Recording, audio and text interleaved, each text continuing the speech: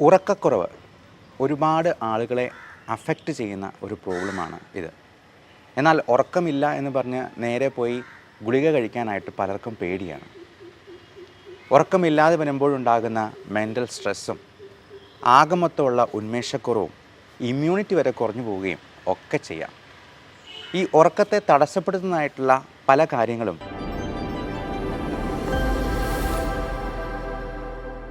ഉറക്കക്കുറവ് ഒരുപാട് ആളുകളെ അഫക്റ്റ് ചെയ്യുന്ന ഒരു പ്രോബ്ലമാണ് ഇത്. എന്നാൽ ഉറക്കമില്ല എന്ന് പറഞ്ഞ് നേരെ പോയി ഗുളിക കഴിക്കാനായിട്ട് പലർക്കും പേടിയാണ്. ഉറക്കമില്ലാതെ വരുമ്പോഴുണ്ടാകുന്ന മെൻ്റൽ സ്ട്രെസ്സും ആകമൊത്തമുള്ള ഉന്മേഷക്കുറവും ഇമ്മ്യൂണിറ്റി വരെ കുറഞ്ഞു പോവുകയും ഒക്കെ ചെയ്യാം. ഈ ഉറക്കത്തെ തടസ്സപ്പെടുത്തുന്നതായിട്ടുള്ള പല കാര്യങ്ങളും നമ്മൾ പോലും അറിയാതെ നമ്മുടെ ജീവിതത്തിൽ ഇങ്ങനെ കൊണ്ടു നടക്കുന്നത് കൊണ്ടാണ് ഒരു പരിധി വരെ ഈ ഉറക്കക്കുറവുണ്ടാകുന്നത്. സ്ലീപ്പ് ഹൈജീൻ എന്നൊരു ടേം തന്നെയുണ്ട്. അതായത് നമ്മുടെ ഉറക്കത്തിന് അനുയോജ്യമായ രീതിയിൽ നമ്മൾ വൃത്തികരമായിട്ടുള്ള പെരുമാറ്റം നമുക്ക് രാത്രി ഒരു 7 മണിക്ക് ശേഷം ഉണ്ടായെന്നാൽ മാത്രമേ നമ്മുടെ ഉറക്കം നന്നായി വരികയുള്ളൂ എന്നർത്ഥം. അതുകൊണ്ട് നമുക്ക് ഇങ്ങനെയുള്ള കാര്യങ്ങളെപ്പറ്റി ശരിക്കും ഒന്ന് വിശദമായിട്ട് ഒന്ന് പഠിച്ചു നോക്കാം. ഈ സ്ലീപ്പ് ഹൈജീൻ എന്ന് പറഞ്ഞാൽ എന്താണ്? നമുക്ക് നമ്മുടെ കണ്ണുകളിൽ പ്രകാശം അടിച്ചുകൊണ്ടിരുന്നാൽ ഉറക്കമുണ്ടാക്കുന്ന മെലാറ്റോണിൻ ഹോർമോൺ അത് പലപ്പോഴും സപ്രസ്ഡായി പോകും. അതിൻ്റെ ഉൽപ്പാദനം നടക്കാതെ വരും. അതുകൊണ്ട് തന്നെ ഈ ഉറക്കമില്ലാതിരിക്കാൻ ഒരു പ്രധാനപ്പെട്ട കാരണം നമ്മളെ എല്ലാവരുടെയും ഈ മൊബൈൽ ഫോൺ സംസ്കാരം തന്നെയാണ്. നമ്മളെല്ലാവരും രാത്രിയിൽ ഒരു 12 മണി 1 മണി വരെ മൊബൈലിൽ ഇങ്ങനെ കുത്തിക്കൊണ്ടിരിക്കുന്നവരാണ്. ചിലപ്പോൾ ഈ വീഡിയോയും ഒരു പക്ഷേ നിങ്ങൾ കാണുന്നത് പാതിരാത്രിക്ക് ശേഷമായിരിക്കാം. അതേപോലെ നമ്മൾ TV പോലുള്ള ഇലക്ട്രോണിക് ഗാഡ്ജറ്റ്സ് ഒക്കെ നേരിട്ട് ലൈറ്റ് നമ്മുടെ കണ്ണിലേക്ക് പതിപ്പിക്കുന്നതായതുകൊണ്ട് നമ്മുടെ ഉറക്കത്തെ അത് സപ്രസ് ചെയ്യുകയും നമ്മുടെ ബ്രെയിനിനെ വീണ്ടും വീണ്ടും സ്റ്റിമുലേറ്റ് ചെയ്യുകയും ചെയ്യും. അതുകൊണ്ട് ഏറ്റവും ആദ്യം നമ്മൾ ഒഴിവാക്കേണ്ടത് ഉറങ്ങുന്നതിന് 1 മണിക്കൂർ മുൻപെങ്കിലും നമ്മുടെ മൊബൈലും ഇലക്ട്രിക് ഗാഡ്ജറ്റ്സും എല്ലാം സ്വിച്ച് ഓഫ് ചെയ്ത് വെക്കുക എന്നുള്ളത് തന്നെയാണ്.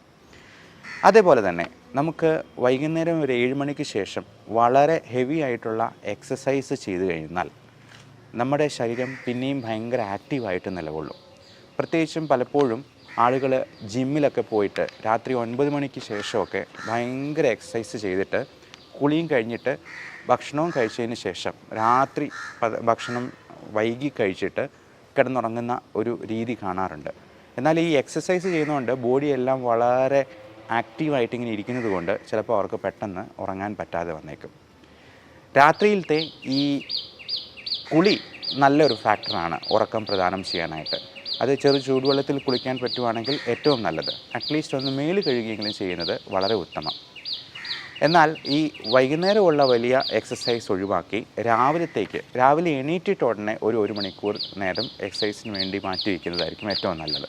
അപ്പോൾ രാവിലെ എക്സസൈസ് ചെയ്യുമ്പോഴത്തേക്കും ശുദ്ധവായു കിട്ടുന്ന രീതിയിൽ എക്സസൈസ് ചെയ്തെന്നാൽ നമുക്ക് നമ്മുടെ ശരീരത്തെ ആക്റ്റീവായിട്ട് നിൽക്കാനും എനർജി കൂടുതലുണ്ടാക്കാനായിട്ടും നമുക്ക് സഹായകരമായിരിക്കും. അതുപോലെ തന്നെയാണ് രാത്രിയിലത്തെ ഭക്ഷണം. അത് ഒരു വലിയ പങ്ക് വഹിക്കുന്നുണ്ട്. പ്രത്യേകിച്ചും വൈകുന്നേരം ഒരു 5 മണിക്ക് ശേഷം പോലും നമ്മൾ കഴിക്കുന്ന ഒരു കാപ്പിയോ ചായയോ കോളയോ പോലും നമ്മുടെ ഉറക്കത്തെ തടസ്സപ്പെടുത്താം.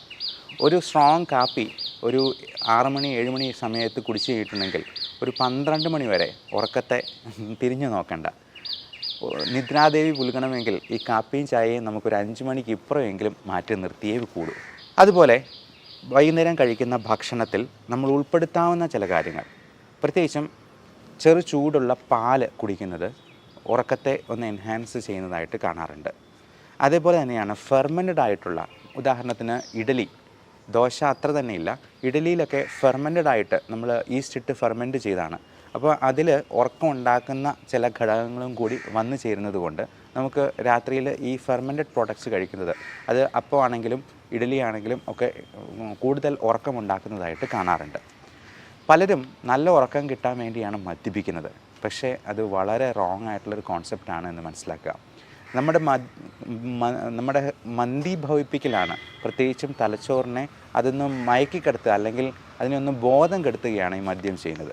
ഒരിക്കലും മദ്യം കൊണ്ട് നമുക്കൊരു നല്ല ഉറക്കം കിട്ടില്ല എന്നുള്ളത് പ്രത്യേകമായിട്ട് മനസ്സിലാക്കുക. അതുപോലെ ഈ പുകവലിയാണെന്നുണ്ടെങ്കിൽ നമ്മൾ രാത്രിയിൽ പുക വലിച്ചു കഴിഞ്ഞിരുന്നാൽ കുറേ നേരത്തേക്ക് നമ്മുടെ ബ്രെയിൻ സ്റ്റിമുലേറ്റഡ് ആയിട്ടിരിക്കുന്നത് കൊണ്ട് ഈ ഉറക്കം നമ്മളെ വിട്ടുപോകാനായിട്ടുള്ള ഒരു സാധ്യതയുണ്ട്. അതുകൊണ്ട് ഈ രണ്ട് കാര്യങ്ങളും നമ്മൾ ആ സമയത്ത് മാത്രമല്ല, കഴിയുമെങ്കിൽ ജീവിതത്തിൽ നിന്ന് തന്നെ പുറത്താക്കുവാണെങ്കിൽ ഏറെ നല്ലത്. ഇതേപോലെ നമുക്ക് ഉറക്കം കിട്ടുന്ന മറ്റ് പല ഭക്ഷണ സാധനങ്ങളുണ്ട്. പല ഫ്രൂട്ട്സും നമ്മൾ രാത്രിയിൽ കഴിക്കുന്ന ഫ്രൂട്ട്സ് പലപ്പോഴും ഡിന്നറിന് ശേഷമാണ് ആ മധുരമുള്ള കുറച്ച് ഫ്രൂട്ട്സൊക്കെ കഴിക്കുന്നതായിട്ട് കാണാറുള്ളത്. പക്ഷേ നേരെ തിരിച്ചാണ് വേണ്ടത്. സാലഡും ഫ്രൂട്ട്സുമൊക്കെ നമ്മൾ ഡിന്നറിന് മുമ്പ് കഴിക്കുന്നതാണ് കൂടുതൽ നല്ലത്. അതും വൈകുന്നേരം കിടക്കുന്നതിന് ഒരു 4 മണിക്കൂർ മുൻപെങ്കിലും ഡിന്നർ കഴിച്ച് 4 മണിക്കൂറെങ്കിലും അതിന് ഡൈജഷനുള്ള സമയം കൊടുത്തുകൊണ്ട് വേണം നമ്മൾ ഭക്ഷണം കഴിക്കാനായിട്ട്. അപ്പോൾ ഈ ഭക്ഷണത്തിൽ ആദ്യമേ തന്നെ സാലഡായിട്ടും പഴങ്ങളായിട്ടും, ആ പഴങ്ങളെന്ന് പറയുമ്പോൾ പാഷൻ ഫ്രൂട്ടും അതുപോലെ ബദാം മിൽക്ക് പോലുള്ള സാധനങ്ങൾ, കിവി, മീൻ കറി വെച്ചത് കഴിക്കുന്നത് തീർച്ചയായിട്ടും ഒമേഗ 3 ഫാറ്റി ആസിഡ് കിട്ടാനായിട്ടും ഉറക്കം ഉണ്ടാകാനായിട്ടും സഹായിക്കുന്ന ഒന്നാണ്. വാൽനട്ട് അല്ലെങ്കിൽ ബദാം, അതുപോലെ ഉലുവ കൂടി ചേർന്ന ഭക്ഷണങ്ങൾ, ഇതെല്ലാം നമുക്ക് ഉറക്കം കൂടുതൽ തരാനായിട്ട് സഹായിക്കുന്ന സംഗതിയാണ്. നേരത്തെ പറഞ്ഞ പോലെ ചായയോ കാപ്പിയോ നമ്മൾ ഉപേക്ഷിക്കുക. പകരം നമ്മൾ എന്താണ് ചെയ്യേണ്ടത്? ഗ്രീൻ ടീ പോലുള്ള കഫൈനേറ്റഡ് അല്ലാത്ത ഡ്രിങ്ക്സ് കഴിക്കുന്നതുകൊണ്ട് കുഴപ്പമില്ല. കൂർക്കം വലി, നമ്മൾ നേരത്തെ പറഞ്ഞതുപോലെ കൂർക്കം വലിച്ചുറങ്ങുന്നത് ഒരു നല്ല ഉറക്കമല്ല. പലപ്പോഴും ശ്വാസ തടസ്സം കൊണ്ടാണ് ഈ കൂർക്കം വലി ഉണ്ടാകുന്നത്. അതുകൊണ്ട് തന്നെ മൂക്കിലോ ശ്വാസനാളികളിലോ ശ്വാസകോശത്തിലോ ഒക്കെ ശ്വാസതടസ്സം ഉണ്ടെങ്കിൽ ഭയങ്കരമായ കൂർക്കം വലിക്കുകയും ഉറക്കത്തിനിടയിൽ ഞെട്ടി ഉണരുന്ന സ്ലീപ്പ് ആപ്നിയ എന്ന് പറയുന്ന ഒരു സംഭവം ഉണ്ടാവുകയും ചെയ്യും. അത് ഉറങ്ങുന്നയാൾ ഒരിക്കലും അറിയില്ല എന്നുള്ളതാണ്. അയാൾ പലപ്പോഴായിട്ട് ഒരു മിനിറ്റിൽ തന്നെ ചിലപ്പോൾ 5ഉം 8ഉം പ്രാവശ്യം തന്നെ ഇങ്ങനെയുള്ള പ്രശ്നങ്ങളുണ്ടാകാം. ഒരു മണിക്കൂറിൽ തന്നെ ചിലപ്പോൾ ഒരു 30ഓ 40ഓ ഒക്കെ വരുന്നവരുണ്ട്. അപ്പോൾ അങ്ങനെയുള്ളപ്പോഴത്തേക്കും നമ്മളതിനെ severe OSA, severe obstructive sleep apnoea എന്നാണ് പറയുക. അപ്പോൾ അങ്ങനെയുള്ളപ്പോൾ ഈ ഉറക്കത്തെ ഭംഗപ്പെടുത്തുന്നതായിട്ടുള്ള ഇങ്ങനെയുള്ള കാര്യങ്ങളെല്ലാം നമ്മൾ ശ്വാസനാളികളിൽ തടസ്സമുണ്ടെന്നുണ്ടെങ്കിൽ അത് മാറ്റിയെടുക്കാനുള്ള മാർഗ്ഗങ്ങൾ സ്വീകരിക്കുക. ആവശ്യമെങ്കിൽ അതിനുള്ള ട്രീറ്റ്മെൻറ്റ് നോക്കുക.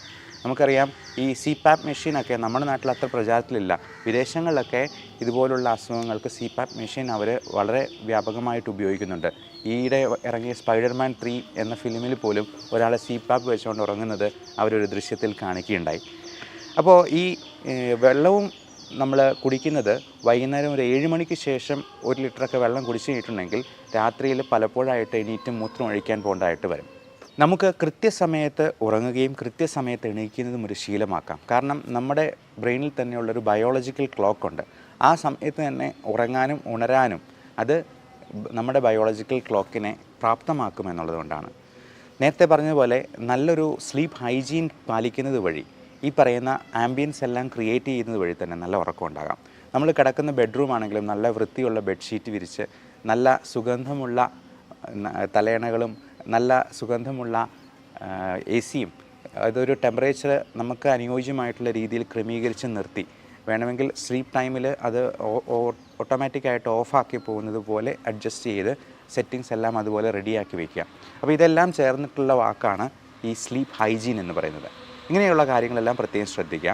അപ്പോൾ ഭക്ഷണം വെള്ളവും നമ്മൾ വൈകുന്നേരം ഒരു 7 മണിക്ക് കഴിക്കുന്നത് തീർച്ചയായിട്ടും അത് വയറിൽ പ്രശ്നം ഉണ്ടാകാനും ഇടയ്ക്കിടയ്ക്ക് മൂത്രം ഒഴിക്കാൻ പോകാനായിട്ടുള്ള സാധ്യതയും ഒക്കെ ഉണ്ടാക്കാം. പ്രത്യേകിച്ചും പുരുഷന്മാരിൽ ഒരു 50 വയസ്സിന് ശേഷം പ്രോസ്റ്റേറ്റ് ഗ്രന്ഥിയുടെ വീക്കം ഉണ്ടാകാം. അപ്പോൾ നമ്മൾ അറിഞ്ഞില്ലെങ്കിൽ പോലും പ്രോസ്റ്റേറ്റ് ഗ്രന്ഥി ഇച്ചിരി വലുതായി അത് മൂത്രസഞ്ചി അങ്ങ് കംപ്രസ് ചെയ്ത് നിർത്തുന്നതുകൊണ്ട് ഈ മൂത്രസഞ്ചിയിൽ ഫുള്ളായിട്ട് മൂത്രം സംഭരിക്കാനായിട്ട് ശേഷി കുറഞ്ഞു പോകും. അതുകൊണ്ട് തന്നെ ഇച്ചിരി വെള്ളം കുടിച്ചെന്നാൽ പോലും പിന്നെയും മൂത്രം ഒഴിക്കണം എന്ന് തോന്നും. അതുപോലെ ഡയൂററ്റിക് മരുന്നുകൾ കഴിക്കുന്ന BP-യുടെ മെഡിക്കേഷൻസ് ഉള്ള ആൾക്കാർക്ക് ആ മരുന്ന് പ്രത്യേകിച്ചും രാവിലെ ആയിരിക്കും കൊടുക്കുക ഡോക്ടർ. അത് കൃത്യസമയത്ത് തന്നെ പാലിക്കുക. ഇപ്പോൾ രാത്രി ഡയൂററ്റിക് ഗുളികൾ എന്തെങ്കിലും കഴിച്ചിട്ട് നമ്മൾ കിടന്നു കഴിഞ്ഞിട്ടുണ്ടെന്നുണ്ടെങ്കിൽ ഇടയ്ക്കിടയ്ക്കെല്ലാം മൂത്രം ഒഴിക്കാൻ എണീറ്റ് പോകേണ്ടതായിട്ട് വരും. ചിലപ്പോൾ അറിയാതെ മൂത്രം പോകും എന്നുള്ളത് പോലും നമ്മൾ പ്രത്യേകം ശ്രദ്ധിക്കണം. അതുപോലെ നമുക്ക് കിടന്നു കഴിഞ്ഞിട്ട് ഉറക്കം വരുന്നില്ല, തിരിഞ്ഞും മറിഞ്ഞും ഇങ്ങനെ കിടക്കുകയാണ് എന്നുണ്ടെങ്കിൽ അപ്പം വീണ്ടും നമ്മൾ അതിനു വേണ്ടി ശ്രമിച്ച് പരാജയപ്പെടാതെ അപ്പോൾ എണീറ്റിരുന്ന് വേണമെങ്കിൽ നമുക്ക് ചെയ്യാനുള്ള എന്തെങ്കിലും കാര്യങ്ങൾ ചെയ്യാം. അതെന്തെങ്കിലും വായിക്കുകയോ പുസ്തകങ്ങളായിട്ട് വായിക്കുകയോ നമ്മളെ അധികം പ്രക്ഷുബ്ധത്തിലേക്ക് നയിക്കുന്ന പത്രവാർത്തകളും അതുപോലെ ഡിറ്റക്റ്റീവ് നോവലുകളും ഉദ്വേഗമുണർത്തുന്ന ചിന്തകളും ഒന്നും വേണ്ട. നമുക്ക് ശാന്തമായിട്ടിരുന്ന് മെഡിറ്റേറ്റ് ചെയ്യാവുന്ന രീതിയിലുള്ള ഏതെങ്കിലും പുസ്തകങ്ങളോ കാര്യങ്ങളോ ചെയ്യുന്നതിൽ കുഴപ്പമില്ല. ധ്യാനമോ പ്രാർത്ഥനയോ ഒന്നും കുഴപ്പമില്ല. നമ്മൾ തിരിഞ്ഞു മറിഞ്ഞ് കിടന്നാൽ നമ്മൾ വീണ്ടും വീണ്ടും നിരാശയിലേക്ക് പോകും. പകരം നമുക്ക് ചെയ്യാവുന്ന ഒരു ടെക്നിക്കുണ്ട്. 100-ൽ നിന്നും 2 വീതം പിറകോട്ട് എണ്ണുക. അതായത് കണ്ണടച്ച് കിടന്നുകൊണ്ട് 100, 98, 96, 94, 92 അങ്ങനെ ഇങ്ങനെ പതുക്കെ പുറകോട്ട് എണ്ണി അത് 1 വരെ എത്തുകയാണെന്നുണ്ടെങ്കിൽ 2, 0 വരെ എത്തുകയാണെന്നുണ്ടെങ്കിൽ വീണ്ടും അത് റിപ്പീറ്റ് ചെയ്യാവുന്നതാണ്. അങ്ങനെ മാക്സിമം 2 or 3 പ്രാവശ്യം ചെയ്യുമ്പോൾ തന്നെ നമ്മൾ ഉറങ്ങിപ്പോകാനുള്ള സാധ്യതയുണ്ട്. 2, നമുക്ക് നമ്മുടെ ബോഡി പാർട്സ് ഓരോന്നായിട്ട് സ്കാൻ ചെയ്യാം. ഉദാഹരണത്തിന് നമുക്ക് പല അസുഖങ്ങളുണ്ടായിരിക്കാം. ഇപ്പോൾ BP ഉള്ളവർക്ക് ആ ഹൃദയത്തിൻ്റെ പമ്പിങ് നമ്മൾ റിലാക്സ് ചെയ്ത് കൊടുക്കുന്നതായിട്ട് സങ്കല്പിക്കുക. അതങ്ങനെ ഒന്ന് സ്കാൻ ചെയ്ത് നോക്കുക. നമ്മുടെ ഓരോ അവയവങ്ങളെയും നമ്മൾ തന്നെ ഹീൽ ചെയ്യുന്നതായിട്ട് അഫർമേഷൻ ടെക്നിക്കും ലോ ഓഫ് അട്രാക്ഷനും ഒക്കെ ഇതിൽ നമുക്ക് പരീക്ഷിക്കാവുന്നതാണ്. അതുപോലെ ഷുഗർ ഉള്ളവർക്ക് പാൻക്രിയാസ് ഗ്രന്ഥിയിൽ നിന്ന് ആവശ്യത്തിന് ഇൻസുലിൻ ഉൽപ്പാദിപ്പിക്കുന്നത് നമുക്ക് സ്കാൻ ചെയ്തുകൊണ്ട് റിലാക്സ് ചെയ്തുകൊണ്ട് അങ്ങനെ ചിന്തിക്കാവുന്നതാണ്. അപ്പോൾ ഇതുപോലുള്ള മെഡിറ്റേഷൻ ടെക്നിക്സും നമുക്കിതിൽ പാലിക്കാം. ഇനി നമ്മുടെ ബോഡി പാർട്സ് എല്ലാം ഓരോന്നായിട്ട് ഒന്ന് ടൈറ്റൻ ചെയ്തിട്ട് നല്ല ടൈറ്റൻ ചെയ്യുക, പതുക്കെ റിലാക്സ് ചെയ്യുക. ഇത് വേറൊരു മെത്തേഡാണ്. നമുക്ക് റിലാക്സ്ഡ് ഫീലിംഗ് ഉണ്ടാകാനായിട്ടും പതുക്കെ ഉറക്കത്തിലേക്ക് വഴുതി പോകാനായിട്ടും ഈ ടെക്നിക്സ് നമ്മളെ സഹായിക്കും. ഇനി വിഹ്വലതകളില്ലാത്ത ചില സ്വപ്നം കാണലും നമുക്ക് ഉറക്കത്തെ പുൽകാനായിട്ട് സഹായിക്കുന്നതാണ്.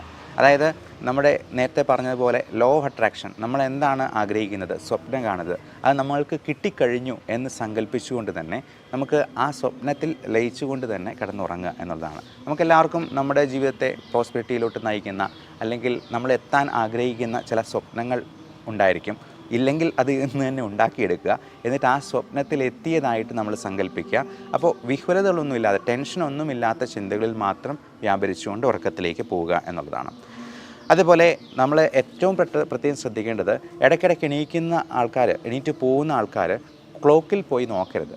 ക്ലോക്കിൽ ഇത്ര സമയം അയ്യോ 2 മണി ആയതേ ഉള്ളൂ, ഇതുവരെയും എനിക്ക് പിന്നെയും ഉറക്കം ഉണർന്നല്ലോ എന്ന് പറഞ്ഞ് പിന്നെയും ടെൻഷൻ അടിക്കാനുള്ള സാധ്യതയുണ്ട്. അത് നെർവസ് ആയി പോകുമ്പോഴത്തേക്കും ആ ഉറക്കം പിന്നെയും ഇല്ലാണ്ടായിപ്പോവും.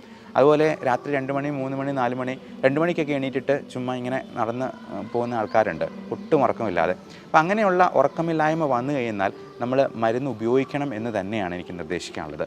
ഈ പറയുന്ന ടെക്നിക്സ് എല്ലാം പാലിച്ചതിന് ശേഷവും നമ്മുടെ ഭക്ഷണത്തിലെ ശീലങ്ങളും എക്സസൈസിൽ ഉള്ള മാറ്റങ്ങളും ഒക്കെ വരുത്തിയതിന് ശേഷവും ഇങ്ങനെയുള്ളവർ നമ്മൾ കൃത്യമായിട്ട് മരുന്ന് എടുക്കുന്നത് തന്നെയായിരിക്കും നല്ലത്.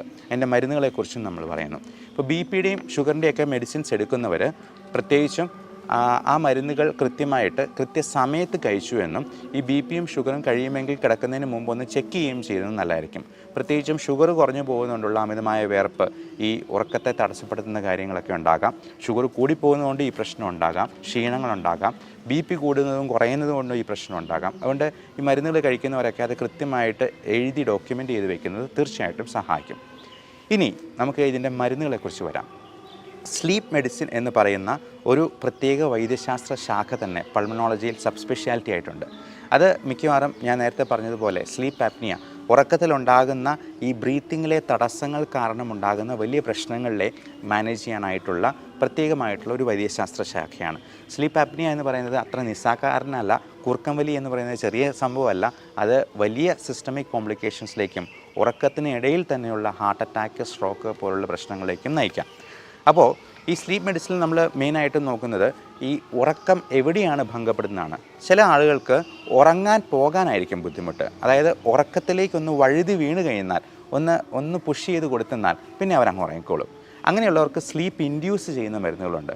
അത് മിക്കവാറും രാത്രി കിടക്കുന്നതിന് തൊട്ട് മുമ്പ് കഴിച്ചാൽ മതിയാവും. അത് കഴിച്ച് കഴിഞ്ഞിട്ട് ഒരു അരമണിക്കൂറിനുള്ളിൽ തന്നെ നല്ല ഉറക്കം കിട്ടും. അത് ഉറങ്ങിക്കഴിഞ്ഞാൽ പിന്നെ ഒരു 2-3 മണിക്കൂർ കഴിയുമ്പോഴത്തേക്കും ആ മരുന്നിൻ്റെ എഫക്റ്റ് അങ്ങ് മാറുകയും ചെയ്യും. ഞാനൊക്കെ പലപ്പോഴും വിദേശത്തേക്കൊക്കെ പോകുമ്പോഴത്തേക്ക് ഈ ജെറ്റ് ലാഗ് ഒഴിവാക്കാനായിട്ട് ഇങ്ങനെയുള്ള ഈ മരുന്നുകൾ ഉപയോഗിക്കാറുണ്ട്. നമ്മൾ പലപ്പോഴും അമേരിക്കയിൽ ആ ടൈമിലൊക്കെ ചെന്ന് കഴിയുമ്പോഴത്തേക്കും നമുക്ക് ഒരു തരത്തിലും നമ്മുടെ തല നേരെ വെക്കാത്ത പോലെ അതുപോലെ തലവേദനയും ബുദ്ധിമുട്ടുകളും ഉണ്ടാക്കാം. കാരണം നമ്മുടെ രാത്രി അവിടെ പകലാണ്, നേരെ തിരിച്ചും. അതുകൊണ്ട് ഇപ്പം അമേരിക്കയിലൊക്കെ എന്നല്ല, യൂറോപ്പിലോട്ടോ ഓസ്ട്രേലിയയിലോട്ടോ ഒക്കെ പോകുമ്പോഴാണെങ്കിൽ പോലും ഈ ജെറ്റ് ലാഗ് ഒഴിവാക്കാനായിട്ട് ഈ ഒരു മരുന്നൊരെണ്ണം കഴിച്ചിട്ട് അങ്ങ് കിടന്നുറങ്ങിക്കഴിഞ്ഞാൽ നമ്മൾ വളരെ ഫ്രഷായിട്ട് ചെന്ന് അവിടെ ലാൻഡ് ചെയ്യാനായിട്ട് പറ്റും. അപ്പോൾ യാത്രകളിലെല്ലാം നമുക്ക് ഇങ്ങനെയുള്ള മരുന്നുകൾ ഉപയോഗിക്കുന്നതിൽ കുഴപ്പമില്ല. നമ്മുടെ ക്ഷീണം മാറുകയും ചെയ്യും, നല്ല ഉറക്കം കിട്ടുകയും ചെയ്യും എന്നുള്ളതുകൊണ്ട്. ഇനി പലർക്കും അറിയില്ല, ഇതിന് ഓറൽ സ്പ്രേസ് അവൈലബിൾ ആണ്. മെലാറ്റോണിൻ എന്ന് പറയുന്ന മരുന്നിൻ്റെ ഹോർമോണിൻ്റെ ഓറൽ സ്പ്രേ അതൊരിക്കലും ഒരു മരുന്നായിട്ട് പോലും കൂട്ടണ്ട. നമ്മുടെ ശരീരത്തിൽ നോർമലി ഉൽപ്പാദിപ്പിക്കുന്ന ഹോർമോണാണ്.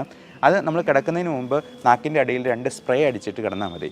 പക്ഷേ പ്രത്യേകം ശ്രദ്ധിക്കുക, നമ്മൾ ലൈറ്റുകളെല്ലാം ഓഫ് ചെയ്ത് കിടണം. കാരണം ലൈറ്റ് ഈ മെലാറ്റോണിനെ സപ്രസ് ചെയ്യും. അപ്പോൾ മെലാറ്റോണിൻ ഉണ്ടാവണമെന്നുണ്ടെങ്കിൽ നല്ല ഇരുട്ടത്ത് മാത്രമേ കിടന്ന് ഈ സ്പ്രേ ഉപയോഗിച്ചിട്ട് കാര്യമുള്ളൂ. അതേപോലെ തന്നെ നമുക്ക് ഇതിന് കുറച്ച് സപ്ലിമെൻറ്റ്സ് ആയിട്ട് ടാബ്ലറ്റ്സ് കൊടുക്കാവുന്നതാണ്. പലപ്പോഴും വൈറ്റമിൻ ഡെഫിഷ്യൻസി ഒഴിവാക്കാനുള്ള വൈറ്റമിൻ D3, മിനറൽസ് ആയിട്ടുള്ള സിങ്ക്, മഗ്നീഷ്യം, കാൽഷ്യം തുടങ്ങിയ സംഭവങ്ങളെല്ലാം സപ്ലിമെൻറ്റ് ചെയ്യുന്നത് വഴിയും നമുക്ക് കുറേ ഈ ഉറക്കത്തിൻ്റെ പ്രശ്നങ്ങൾ പരിഹരിക്കാം. വൈറ്റമിൻ ഇയും ഒമേഗയും ഈ ഉറക്കത്തെ സഹായിക്കുന്ന സംഗതികളാണ്. അതുപോലെ സ്ലീപ്പ് ഇൻഡ്യൂസേഴ്സിനെ പോലെ തന്നെ വേറൊന്നാണ് സ്ലീപ്പ് മെയിൻറ്റെയിനേഴ്സ്. ഞാൻ നേരത്തെ പറഞ്ഞ പോലെ ഇടയ്ക്കിടയ്ക്കെല്ലാം ഉറക്കം ഉണരുന്നതാണ് വേറെ ചിലരുടെ പ്രശ്നം. രാത്രി 2 മണി 3 മണിക്കൊക്കെ ഉറക്കം എണീറ്റിട്ട് പിന്നെ ഉറങ്ങാൻ പറ്റാത്ത. അപ്പോൾ അങ്ങനെയുള്ളവർക്ക് സ്ലീപ്പ് മെയിൻറ്റെയിനേഴ്സാണ് കൊടുക്കുന്നത്. അപ്പോൾ ഈ മരുന്ന് കഴിക്കുമ്പോൾ നമ്മൾ ശ്രദ്ധിക്കേണ്ടത് രാത്രി കിടക്കുന്നതിന് മുമ്പല്ല ഇത് കഴിക്കേണ്ടത് എന്നുള്ളതാണ്. അപ്പോൾ അത് നിങ്ങൾ ഡോക്ടറോട് ചോദിച്ചിട്ട് അതിൻ്റെ കൃത്യസമയം നോക്കി. മിക്കവാറും നമ്മൾ പറയുക അത് ഭക്ഷണം ഒരു നേരത്തെ കഴിച്ച് അല്ലെങ്കിൽ ഭക്ഷണം കഴിച്ച് കഴിഞ്ഞിട്ട് ഉടനെ കഴിച്ചെന്നാൽ ഇത് തമ്മിലുള്ള ഇതിൻ്റെ അബ്സോർപ്ഷൻ കുറഞ്ഞു പോകാറുണ്ട്. അപ്പോൾ നമ്മൾ വണ്ണം കുറയ്ക്കാനൊക്കെ ആഗ്രഹിക്കുന്ന ആളുകൾക്ക് ഞാൻ പറയാറുണ്ട്, ഈ മരുന്ന് ഒരു 7 മണിയാകുമ്പോഴത്തേക്കും കഴിച്ചെന്നാൽ നമുക്ക് ഡിന്നർ വേണമെങ്കിൽ നമുക്ക് അങ്ങ് സ്കിപ്പ് ചെയ്ത് കളയാം. അതായത് ഭക്ഷണം കഴിച്ചില്ലെങ്കിൽ പോലും നമുക്ക് ഉറങ്ങിക്കഴിഞ്ഞാൽ നമുക്ക് ഈ വിശപ്പ് ഒന്നുമില്ലല്ലോ. കാരണം നമ്മുടെ ഹൈപ്പോതലാമസിനെയാണ് ഇത് സപ്രസ് ചെയ്യുന്നത്. ഉറക്കം ഉണ്ടാക്കാനായിട്ടും നമ്മുടെ വിശപ്പിനെ സപ്രസ് ചെയ്യാനായിട്ടും ഒക്കെ ഹൈപ്പോതലാമസിനെയാണ് ആക്ട് ചെയ്യുന്നത്. അതുകൊണ്ട് ഈ വിശപ്പും ഉണ്ടാവില്ല, നല്ല ഉറക്കം കിട്ടുകയും ചെയ്യും എന്നുള്ളതുകൊണ്ട് ഈ മരുന്നുകൊണ്ട് തന്നെ നമുക്ക് ഡിന്നർ സ്കിപ്പ് ചെയ്യാനായിട്ടും ആ വിശപ്പ് അത്രയും സപ്രസ് ചെയ്യാനായിട്ടും സാധിച്ചേക്കും. അപ്പോൾ അങ്ങനെയുള്ള സംഭവങ്ങളും നിങ്ങൾ ഡോക്ടറോട് ചോദിച്ച് മനസ്സിലാക്കുക. കൃത്യമായിട്ടുള്ള മോഡുലേഷനിലൂടെ നമുക്ക് ഇങ്ങനെയുള്ള കാര്യങ്ങളിലൊക്കെ വ്യക്തമായിട്ടുള്ള കൺട്രോൾ വരുത്താൻ സാധിക്കും. അതുപോലെ തന്നെയാണ് ഷുഗറിൻ്റെ മെറ്റ്ഫോമിൻ തുടങ്ങിയ മരുന്നുകൾ നമ്മുടെ വെയിറ്റ് കുറയ്ക്കാനായിട്ട് സഹായിക്കുന്നതാണ്. പലപ്പോഴും ഈ മെഡിക്കൽ പ്രാക്ടീസ് എന്ന് പറയുന്നത് ഒരു ചെസ്സ് കളിക്കുന്ന പോലെയാണ് എന്ന് പറയാം. നമുക്ക് പല രീതിയിലുള്ള പ്രശ്നങ്ങളെയെല്ലാം കൺസിഡർ ചെയ്ത് അവരുടെ സാമ്പത്തികമായിട്ടുള്ള കാര്യങ്ങളും നോക്കി അവരുടെ ശാരീരിക അവസ്ഥകളും നോക്കി പ്രായവും ജനറ്റിക്സും എല്ലാം കണക്കിലെടുത്ത് ദീർഘവീക്ഷണത്തോടു കൂടിയാണ് ഒരു മെഡിസിൻ നമ്മൾ സെലക്ട് ചെയ്യുക. അപ്പോൾ അതിൻ്റെ ഉണ്ടാകാവുന്ന സൈഡ് ഇഫക്റ്റും നമ്മുടെ മനസ്സിൽ നിർത്തി കൃത്യമായിട്ടുള്ള മാനദണ്ഡങ്ങളോടെ. എന്നാൽ സർജിക്കൽ പ്രാക്ടീസ് എന്ന് പറയുന്നത് ഒരു ക്യാരംസ് കളിക്കുന്ന പോലെയാണ്. നല്ല സ്കിൽഡ് ഹാൻഡ്സ് ഉണ്ടെങ്കിൽ മാത്രമേ നല്ലൊരു സർജൻ ആകാൻ പറ്റുള്ളൂ എന്നുള്ളത് നമുക്ക് തോന്നും. അപ്പോൾ ഇങ്ങനെയുള്ള കാര്യങ്ങളെല്ലാം മുൻനിർത്തിയാണ് നമ്മൾ ഈ ഉറക്കത്തിനുള്ള മരുന്നുകൾ കൊടുക്കുക. പലപ്പോഴും ഇതിനോടനുബന്ധിച്ച ഡിപ്രഷൻ, ആങ്സൈറ്റി പോലുള്ള പ്രശ്നങ്ങളും ആളുകൾക്ക് കാണാറുണ്ട്. അങ്ങനെയുള്ളപ്പോൾ അതിനുള്ള മരുന്നുകൾ ഉറക്കം കൂടി ഉണ്ടാക്കുന്ന രീതിയിൽ നമുക്ക് കൊടുക്കാവുന്നതാണ്. അപ്പോൾ ഇത് രണ്ടിനെയും ഇത് സഹായിക്കും എന്നുള്ളതാണ് അതുകൊണ്ടുള്ള ഗുണം. ഈ ഡിപ്രഷൻ കുറയ്ക്കാനായിട്ടും ഉറക്കമില്ലെങ്കിൽ തന്നെ ഭയങ്കര ഡിപ്രഷനും ആങ്സൈറ്റിയും മറ്റ് ശാരീരിക അസുഖങ്ങളും ഒക്കെ വരാനുള്ള സാധ്യതയുണ്ട്. അതേപോലെ ചില മരുന്നുകൾ പോലും ഉറക്കം ഉണ്ടാക്കുന്ന മരുന്നുകളുണ്ട്. ഉദാഹരണത്തിന് അലർജിക്ക് കൊടുക്കുന്ന വൈഡ്ലി യൂസ് ചെയ്യുന്ന ഒന്നാണ് സിട്രസിൻ, ലിവോസിട്രസിൻ തുടങ്ങിയ മരുന്നുകൾ. ഈ സിട്രസിൻ ഒരെണ്ണം കഴിച്ചാൽ തന്നെ നല്ല ഉറക്കം കിട്ടും. അപ്പോൾ ഈ ഉറക്കമില്ലായ്മയും മറ്റ് അസുഖങ്ങളും കണക്കിലെടുത്ത് അതിന് പറ്റിയ ഓരോ മരുന്ന് നമുക്ക് കഴിച്ചെന്നാൽ ഈ പറഞ്ഞ മറ്റ് പ്രശ്നങ്ങളും പരിഹരിക്കാം, നല്ല ഉറക്കവും കിട്ടും എന്നുള്ളത് കൊണ്ട് നമുക്ക് അങ്ങനെയുള്ള കാര്യങ്ങളെ പറ്റി ഡോക്ടറോട് ചോദിച്ച് മനസ്സിലാക്കുക. അപ്പോൾ ഇങ്ങനെയുള്ള വിഷയങ്ങളെപ്പറ്റി എന്തെങ്കിലും സംശയങ്ങളുണ്ടെങ്കിൽ നിങ്ങൾക്ക് താഴെ കാണുന്ന വാട്സപ്പിൽ 9567710073 എന്ന നമ്പറിൽ കോൺടാക്റ്റ് ചെയ്യാവുന്നതാണ്. അത്യാവശ്യം ഉള്ള അർജൻറ്റ് കൺസൾട്ടേഷന് വിളിക്കാവുന്നതുമാണ്. ഇതുപോലുള്ള കാര്യങ്ങളെപ്പറ്റി നിങ്ങൾ ഡോക്ടറോട് ചോദിച്ചിട്ട് മാത്രം മരുന്ന് കഴിക്കുക. പ്രത്യേകിച്ചും ചില പെയിൻ കില്ലേഴ്സ് ഉറക്കം ഉണ്ടാക്കുന്നതുകൊണ്ട്. അപ്പോൾ ഈ ഉറക്കം കിട്ടും എന്നുള്ളത് കൊണ്ട് ഈ പെയിൻ കില്ലേഴ്സ് പിന്നെ എടുത്ത് കഴിക്കുന്ന ആൾക്കാരുണ്ട്. അഡിക്ഷൻ ഉണ്ടാക്കുന്ന ചില മരുന്നുകളുണ്ട്. ഈ പറഞ്ഞ മരുന്നുകളൊക്കെ അഡിക്ഷൻ ഉണ്ടാക്കുക എന്നുള്ളതാണ് പലരുടെയും സംശയം. ഈ സ്ലീപ്പിന് കൊടുക്കുന്ന മരുന്നുകൾ ഒരിക്കലും അഡിക്ഷൻ ഉണ്ടാക്കുന്നതില്ല. അത് ചില മരുന്നുകൾ പണ്ടുണ്ടായിരുന്നു. പണ്ടത്തെ സിനിമകളിലൊക്കെ ഈ സ്ലീപ്പിംഗ് പിൽസ് കഴിച്ച് ആത്മഹത്യ ചെയ്യുന്നതൊക്കെ കാണുമായിരുന്നു. പക്ഷേ ഇന്നത്തെ സ്ലീപ്പിംഗ് പിൽസ് ഒരു 10-20 എണ്ണം കഴിച്ചെന്നാലും ആത്മഹത്യയൊന്നും ചെയ്യാൻ കഴിയില്ല എന്നുള്ളതും വളരെ സരസമായി പറഞ്ഞുകൊള്ളട്ടെ. അതുകൊണ്ട് അങ്ങനെയുള്ള അഡിക്ഷനെ പറ്റിയും ഈ പറഞ്ഞ സ്ലീപ്പിംഗ് പിൽസിനെ പറ്റിയുള്ള ആ സ്റ്റിഗ്മയും ഒന്നും നമ്മൾ മനസ്സിൽ വെക്കേണ്ട. നമുക്ക് നമ്മുടെ ജീവിതചര്യ മാറ്റിയിട്ടും ഉറങ്ങാൻ പറ്റിയില്ലെങ്കിൽ തീർച്ചയായിട്ടും വൈദ്യസഹായം സ്വീകരിക്കുക തന്നെ ചെയ്യാം.